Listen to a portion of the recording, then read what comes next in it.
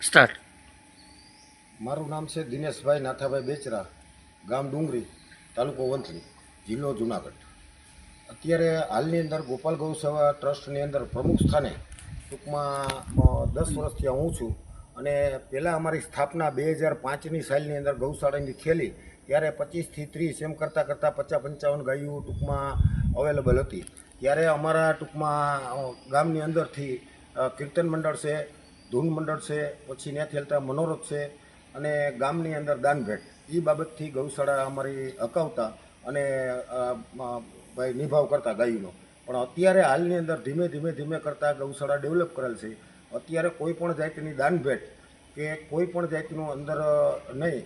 એનું કારણ છે કે અમે ગાયોનું સંવર્ધન કર્યું. અત્યારે 200 જેટલી ગીર ઓલાદની ગાયો અને સંવર્ધન કરી ખારા ખૂંટનું લેબ કરાવી અને રિપોર્ટ કરાવી અને એના એટુના મિલ્ક અમારા ટૂંકમાં નંદી વસાવેલા નાની ઉંમરથી. અત્યારે 2 નંદી મોટા છે, 2 એની નીચે છે 19 વર્ષના, 19 મહિનાના, અને પછી અત્યારે પાછો હમણાં એક 4 મહિનાના 2 લઈ આવ્યા. એટલે 6 નંદી વાળાફેર કરવા માટે 6 નંદી રીતે રાખીએ અને ગાયોનું સંવર્ધન કરી અને ઊંચા બ્રીડની ગાયોની વાછડીઓ કેમ જન્મે એનું સંવર્ધન અને પછી પ્રાકૃતિક ખેતીની અંદર ટૂંકમાં જોડાયા. એટલે અમે ગૌમૂત્ર કે કાંઈ ઝીલતા નહીં. અત્યારે ગૌમૂત્રના ટાંકા અને બેક્ટેરિયાનો આખો એક પ્લોટ બનાવ્યો. એની અંદર ગૌકૃપા, પછી માટીનું જીવામૃત, સાદું જીવામૃત, ફૂગનાશકના બેક્ટેરિયા અને બીજા નંબરની અંદર સુકારાના બેક્ટેરિયા ને એનપીકેના બેક્ટેરિયા, રિસાયક્લિંગ બેક્ટેરિયા કરી અને ખાતરનો પ્રોજેક્ટ અમે 3 વર્ષથી ચાલુ કરેલ છે. અત્યારે આખા ખાતરના પ્રોજેક્ટ માથે આજુબાજુના વંથલી તાલુકો, માણાવદર તાલુકો, બાટવા તાલુકો એ બધા તાલુકાના ટૂંકમાં ખેડૂતો લઈ જાય અને પછી એને રિઝલ્ટ જેમ મળ્યા એવી રીતે ટૂંકમાં અમે એને વધારતા ગયા. એટલે એક મશીન અમારી પાસે હતું, અત્યારે હમણાં બીજું મશીનનો અમે ઓર્ડર કન્ફર્મ કર્યો. એટલે અમારું વેચાણ અત્યારે 50 થી 60 લાખ રૂપિયાનું અમે કરી દીધું. અને એ વેચાણની અંદર અમારે ટૂંકમાં જે બચત થાય એની અંદરથી 200 ગાયોનો નિભાવ વગર દાનભેટે ખેતી, પ્રાકૃતિક ખેતીને કામ થાય અને અમારે ટૂંકમાં ગાયોનું સંવર્ધન અને ગાયોનું નિભાવ થાય. એની અંદર અત્યારે દાનભેટની કે કોઈ પણ જાતની અમારે આ ગોપાલ ગૌશાળા ટ્રસ્ટને જરૂરિયાતવાળું છે નહીં.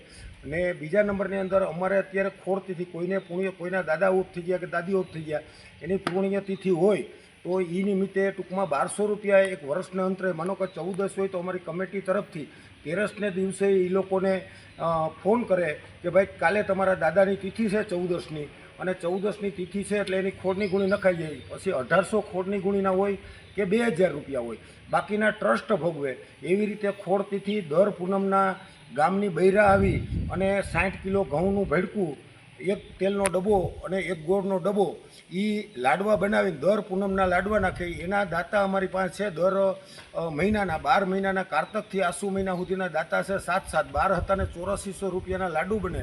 એને ગામની બૈરા સત્સંગ બોલી અને દઈ જાય. અને 7 જણાના અમે વિડીયા નાખીએ કે ભાઈ તમારા નિમિત્તના આજની તારીખમાં લાડુ બન્યા, કાલની તારીખમાં ગાયોને અપાશે એવી વ્યવસ્થા.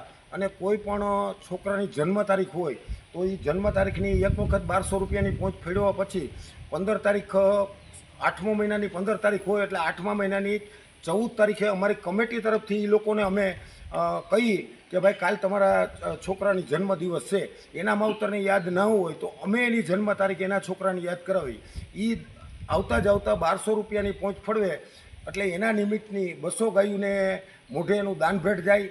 અને પુણ્યતિથિ, પછી લાડવા અને જન્મતિથિ અને યુનિવર્સિટી એમ કરીને એવા નાના મોટા ક્ષેત્ર અમે હકવીએ છીએ. આજની તારીખમાં બધાએ અમારી પાસે રજિસ્ટર નિભાવેલા છે કે રજિસ્ટર પ્રમાણે રોજ સાંજે આવીને અમે 10-12 છોકરાએ બેઠા હોઈએ તો જુએ ભાઈ કે કાલ કોઈની ખોળની તિથિ છે કે કાલ કોઈના પૂનમના લાડવાનું છે કે આ છે તે છે એ જોવાનું. અને ગાયોનું સંવર્ધનની દ્રષ્ટિએ એવડું ધ્યાન આપ્યું. છેલ્લા 10 વર્ષની અંદર અત્યારે અમારી પાસે 200 ગાયો છે, પણ અત્યારે અમારી પાસે 80% રિઝલ્ટ એવું છે કે એ ગાયોની અંદર એટુનું મિલ્ક કરાવે તો અત્યારે અમારી પાસે 70 કે 80% ગીર બળદની ગાયો.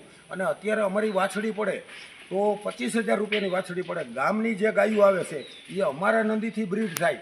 આપણે કાંઈ બીજું એ લોકોને આપી ન શકીએ તો કાંઈ નહીં, પણ અમને એવો મને પોતાને એવો આત્માની અંદર એવું છે કે એને વાછડી આવશે તો નાના માણસને એની ગાની વાછડી આવશે તો એની અંદર ટૂંકમાં એનું 25 કે 30,000 રૂપિયાની વાછડી થાય. એ થતાં થતાં મોટી થાય તો 1 લાખ રૂપિયાનો દાગીનો થઈને ઉપસે તો એ નાના માણસને હેલ્પ થાય.